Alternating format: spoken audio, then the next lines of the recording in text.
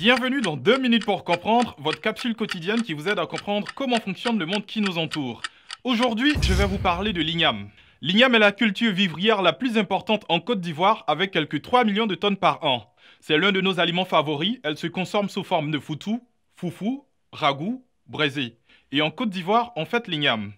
Au mois de février, les 11 tribus à Caen fêtent l'igname pour célébrer la fin de l'année et l'année nouvelle qui démarre. Il faut dire que l'igname est particulièrement lié à l'histoire du peuple akan. On rend ainsi hommage au tubercule nourricier qui sauva le peuple Ashanti lors de son exode de l'ancien Ghana vers la Côte d'Ivoire. D'ailleurs, à cette occasion, la consommation de l'igname est formellement interdite, celle-ci n'étant utilisée qu'à des fins rituelles.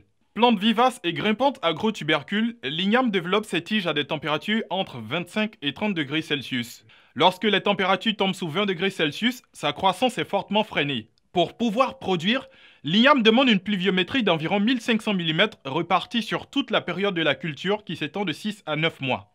Elle peut tolérer des conditions de sécheresse pendant un mois sans baisse de rendement majeure. Pour obtenir des tubercules bien formés, le sol doit être meuble.